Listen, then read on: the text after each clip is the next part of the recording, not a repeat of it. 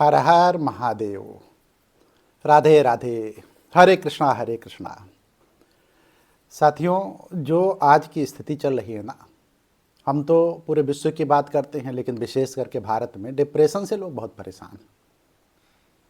और ये बीमारी लगातार बढ़ती जा रही है। ये भौतिकतावादी जीवन है, इसमें न जाने कितने लोग परेशान हैं और कंपटीशन खूब चल रहा है।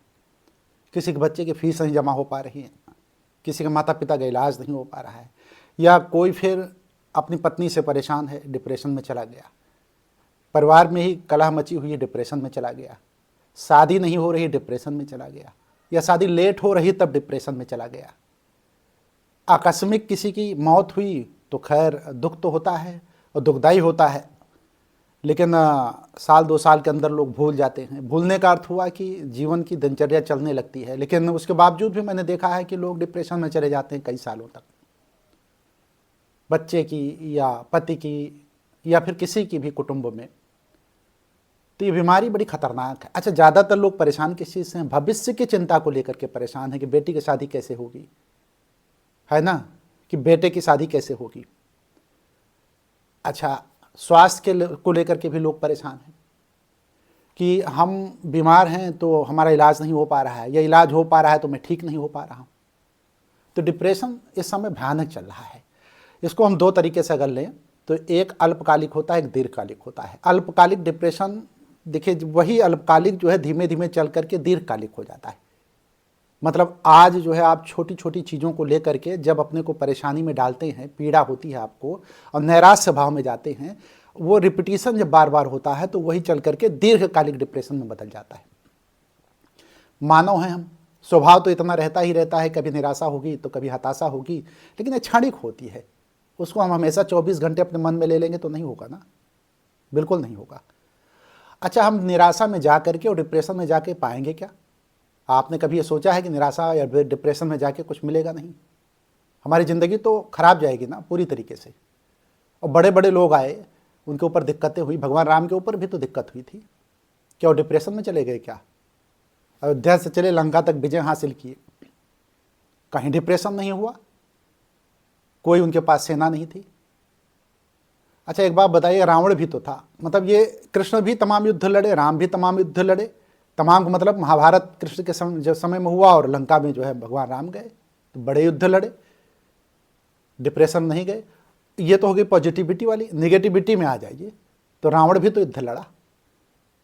रावण ने तो ये नहीं कहा कि वो आया हुआ है राम, वो विष्णु के अवतार हैं, भगवान हैं, और मुझे युद्ध करने जाना पड़ रहा है। और क्या बताऊं, हताश होकर के बैठ जाएं कि नहीं, अब हमें जो है मतलब हम डिप्रेशन में चले गए हैं। भाई, मेरे भाई मार दिए गए, हमारे सब जितने पुत्र थे मार दिए गए, हमारी सेना सब मारी जा रही है, सब तहस नहस हो रहा है।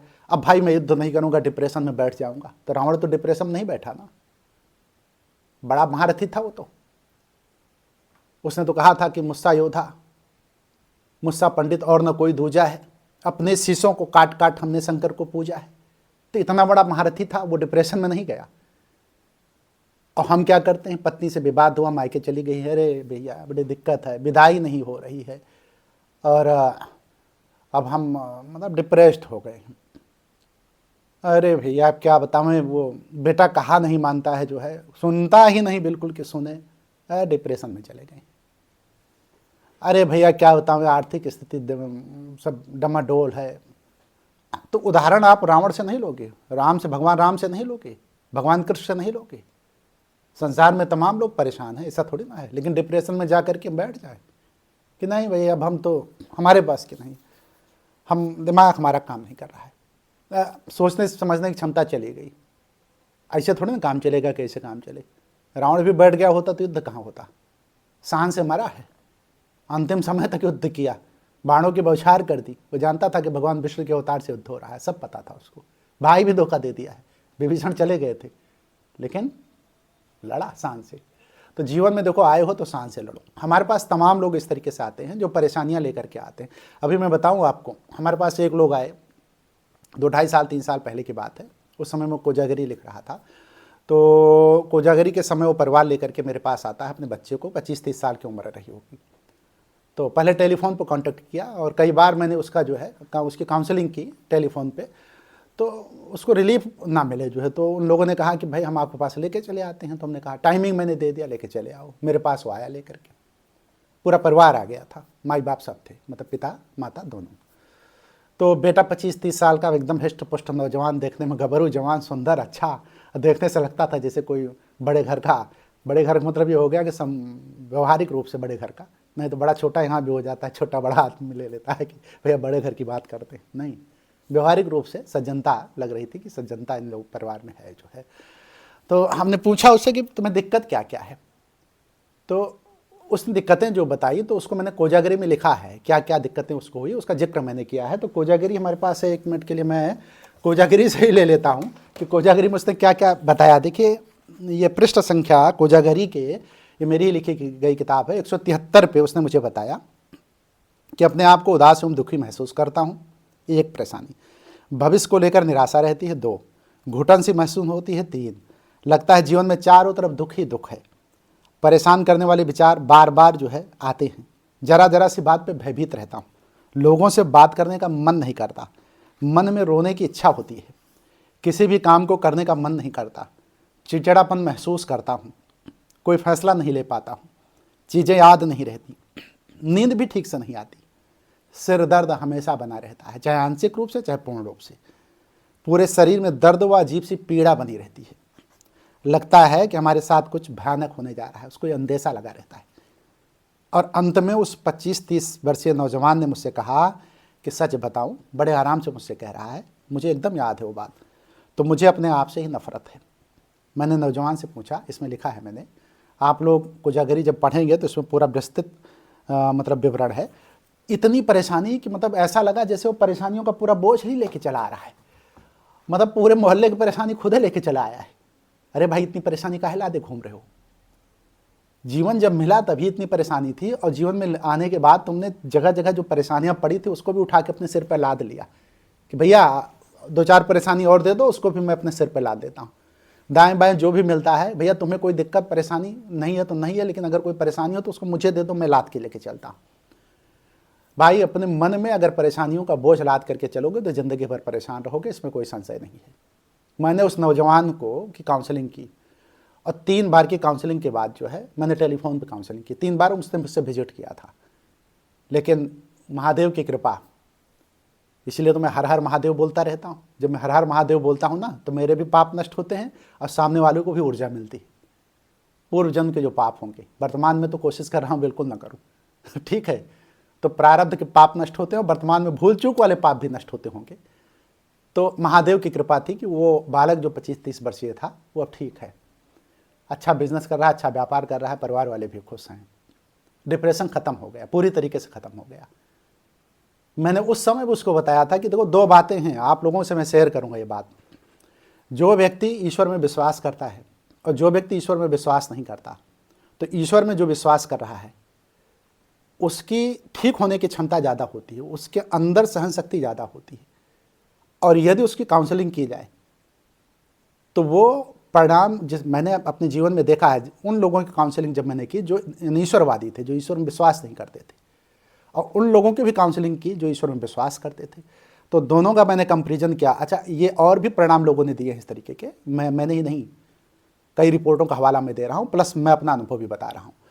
तो वो लोग जो ईश्वर में विश्वास करते थे वो जल्दी ठीक हुए, वो डिप्रेशन से बाहर चले जाते। महादेव की कृपा होती है, जो ऊर्जा होती है ना वो प्रवाहित होने लगती है, जो यूनिवर्स की ऊर्जा, जिसको महादेव की ऊर्जा कहा जाता है। और जब वो मुझसे बात करते हैं तो जो मेरी ऊर्जा है ना, जो घनीभूत है मेरी ऊर्जा, वो भी वहाँ तक जाती है। किसी से भी अगर आप बात करो, काउंसलिंग कोई भी कर रहा होगा, तो यदि उसकी ऊर्जा वहाँ तक नहीं जाएगी तो कैसे ठीक होगा। चाहे वो व्यवहारिक ढंग से जाए, चाहे वो शाब्दिक ढंग से जाए शब्दों के द्वारा, और चाहे वो आचरण के द्वारा जाए, जो मेरे कृत्य हैं, जो मैं क्रियान्वयन करता हूँ, जो मैं क्रियान्वित करता हूँ जो चीज़ों को, वो भी उसके द्वारा चला जाता है। किसी भी रूप में ऊर्जा जाती है, जो ऊर्जा घनीभूत मेरी है वो उसके पास तक जाती है, वो ठीक होता है। तो ये बालक भी ठीक हुआ। मैंने इसको कहा मंदिर जाया करो। हमने पूछा इनसे कि मंदिर जाते हो, कहा पहले जाता था, पिछले 2 सालों से मैं नहीं जा रहा हूँ। हमने कहा अब से जाना शुरू करो। पूजा संध्या वंदन करते हो, कहा संध्या वंदन नहीं करता हूँ। हमने कहा किया करो, शंख बजाया करो, प्राण ऊर्जा बढ़ती है शंख से। घंटी बजाया करो, घंटी से वायरस समाप्त होते हैं, वाइब्रेशन होता है, तरंगे आती हैं, और उन तरंगों से यूनिवर्स उन तरंगों का रिटर्न देता है, वापसी देता है। तो ये घंटी जो है ऐसे ही नहीं बजाई जाती। हमारे धर्म ग्रंथों में जो घंटी बजाने की प्रक्रिया है ऐसे ही थोड़ी ना बजाई जाती है कि ऐसे बजा दिया गया। उसका वैज्ञानिक रीजन है, साइंटिफिक रीजन है। शंख बजाने का भी साइंटिफिक रीजन है, संध्या बंदन का भी साइंटिफिक रीजन है। इससे आपकी प्राण ऊर्जा बढ़ती है, और जब प्राण ऊर्जा बढ़ेगी ना तो डिप्रेशन गायब हो जाएगा। देखिए, परेशानियां हर इंसान के सामने खड़ी हैं, किसी के सामने छोटी तो किसी के सामने बड़ी। अब परेशानियों से भाग खड़ा होना, अपने को डिप्रेस्ड कर लेना, ये जीवन का हिस्सा नहीं है, ये तो निगेटिविटी है ना। तो आप किसी भी मायने में जितनी भी विषम परिस्थितियां आए, आप आध्यात्मिक हो जाइए, आप धार्मिक हो जाइए, सारे कार्यों को करना शुरू कर दीजिए। और मैं बताऊं, जो महादेव है ना, ये जब आप सकारात्मक रूप से सोचने लगेंगे ना तो महादेव आपका साथ देने लगेंगे। महादेव उसी का साथ देते हैं ना जो सकारात्मक सोचता है, जो पॉजिटिविटी अपने अंदर लाता है। तो ये पॉजिटिविटी जब तक आप अपने अंदर नहीं लाएंगे तो महादेव भी साथ नहीं देंगे। हमने उस नौजवान से भी ये बात कही थी। मैंने पूछा था, गांव में रहते हो कि शहर में रहते हो? तो उसने बताया कि मैं तो शहर में रहता हूँ। तो गांव वालों को मैं कहता हूँ कि कुछ जानवर अपने पास पाल लो, गाय, भैंस, कोई भी जानवर। और शहर वालों से भी कहता हूँ कि यदि आपके पास कोई ऐसा स्थान है जहाँ आपको दिक्कत ना हो तो कोई एक डॉगी पाल लो, मतलब कुत्ता पाल लो। और वो छोटी नस्ल का ही क्यों ना हो, वो पॉजिटिव कर देगा आपको जो है। उससे आप सुबह शाम जब आओगे ऑफिस से या अपने कारोबार से जो है, तो जिस तरह बच्चे होते हैं ना वैसे जीवात्मा तो वो भी है ना, तो वो आपको पॉजिटिव करेगी। उसके भी साइंटिफिक रीज़न है, किसी दूसरे एपिसोड में इस बात को बताऊंगा। हमारे पास स्वयं जो है 2 जर्मन शेफर्ड कुत्ते और एक लेब्राडोर है, प्यारे से हैं। गांव में गाय भैंस है। जानवरों के नज़दीक आप रहिए, पशुओं के नज़दीक रहिए तो वाइब्रेशन होगी। आप पत्थर का मत बनिए कि पत्थर का बन जाइए। अच्छा, जिनके पास नहीं है व्यवस्था, जिनके पास ये सुविधा नहीं है, वो अपनी प्राण ऊर्जा को ध्यान, चिंतन, मनन, अध्ययन के द्वारा बढ़ाए ना। हमें सबके लिए नहीं कह रहेंगे सब लोग गाय भैंस कुत्ता बिल्ली पाल लें, नहीं तो आप लोग कहें कि भाई जैसी स्थितियां हो, जैसी परिस्थितियां हो, जैसे सर्कमस्टांसेज हों। तो हमारे कहने का सिर्फ अर्थ ये है कि निगेटिविटी से ग्रस्त जितने लोग हैं वो अपने को अभी से उबारना शुरू करते, और यदि अपने को उबार लेंगे। अच्छा, इस एपिसोड में अगर समझ में नहीं आया तो आप हमसे प्रश्न कीजिएगा कि यदि कोई व्यक्ति अवसाद से ग्रसित है, परेशानी से ग्रसित है, बीवी मतलब मिसेज से, पत्नी से झगड़ा हो जाता है, झगड़ा थोड़ी देर के लिए हो ठीक है, लेकिन अगर वो दीर्घकालिक हो जाएगा, लंबे समय तक हो जाएगा तो डिप्रेशन से शिकार हो जाएंगे आप, अवसाद हो जाएगा आपको।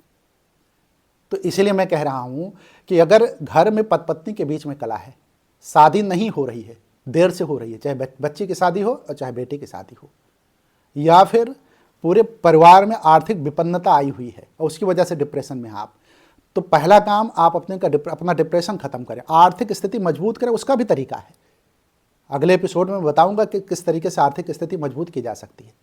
देखिए, सारा कारण जो है आप स्वयं हैं।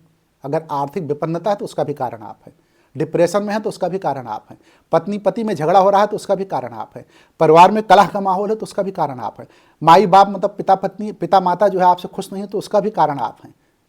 तो ये सब, इन सब चीज़ों का एक फार्मूला है, और जिस दिन उस फार्मूले को आप जान जाएंगे ना, विवाद नहीं होगा, कलह नहीं होगी, धन का अभाव नहीं रहेगा, पत्नी में विवाद नहीं होगा, शादी अगर नहीं हो रही तो शादी हो जाएगी।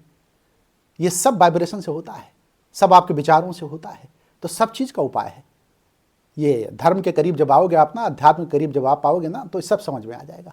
तो इसलिए मैं कह रहा हूँ कि इन सारी चीज़ों का उपाय है। लेकिन यदि अभी इस एपिसोड में ये बातें नहीं निकल के आ रही हैं, तो आप अगर इस तरीके की स्थितियों से गुजर रहे हैं, आर्थिक विपन्नता, शादी का ना होना, या जो कारण मैंने अभी बताया, उन सारे कारणों से अगर आप गुजर रहे हैं, तो आप कमेंट बॉक्स में लिखिए कि क्या दिक्कत है, क्या परेशानी है, और किन परेशानियों से आप जूझ रहे हैं, और किन परेशानियों की वजह से आप डिप्रेशन में हैं, अवसाद में हैं। क्या दिक्कत है, अकेलापन आप भी महसूस कर रहे हैं? जो अभी मैंने बताया वो बालक आया था जितना कारण, क्या उन कारणों में से कोई कारण आपके पास है? मतलब आप जितने भी 10, 12, 15 उसने कारण बताए, तो वो तो पूरा का पूरा जितनी परेशानियों का पूरा झमेला होता है सब लेके आया था। तो उसमें से अगर 1-2 परेशानी भी आपको है तो उसको भी आप हमारे कमेंट बॉक्स में लिखिए कि क्या परेशानी है। मैं दावे के साथ इस बात को कहता हूँ कि जिस दिन आपकी ग्रेविटी मजबूत हो गई ना, जिस दिन आपने अपना घनत्व मजबूत कर लिया ना, चाहे मेरे द्वारा या किसी भी तरीके से, तो आपकी सारी चीज़ें समाप्त हो जाएंगी। उसका उपाय है, मैंने बार बार कहा कि उसका उपाय है। तो इन उपायों को करके अगले एपिसोड में उन उपायों की भी बात करूंगा, लेकिन पहले आपके कमेंट, आ जाएं कि क्या दिक्कत है, क्या परेशानी है, किन दिक्कतों से लोग जूझ रहे हैं, वो सारी बातें जब आ जाएंगी तो वो मैं रखूँगा कि क्या तरीके हैं उसके। और मैं दावा करता हूँ कि महादेव की कृपा आप पर होगी, और जिस दिन आप अपने को उस दौर से निकालने का प्रयास करेंगे आप निकल जाएंगे। तो इसलिए मैं कहूँगा कि आप अपनी परेशानियाँ, दिक्कतें जो भी हैं उसको हमारे साथ शेयर कीजिए, उस पर भी मैं वीडियो बनाऊँगा और या फिर हो सकेगा तो आपको जवाब दूँगा। लेकिन यदि कोई परेशानी, दिक्कत नहीं है और वीडियो कुछ समझ में आई हो या कुछ उससे लाभ मिला हो तो इतना ज़रूर लिख दें कि हर हर महादेव। चूँकि भगवान का नाम मैं जब लेता हूँ हर हर महादेव, तो इसी बहाने मैंने पहले ही बताया कि हमारे भी कष्ट पाप धुलते हैं और ऊर्जा आप तक भी जाती है। तो वीडियो को समाप्त करूँगा और जाते जाते मैं कहूँगा अंत में कि हर हर महादेव।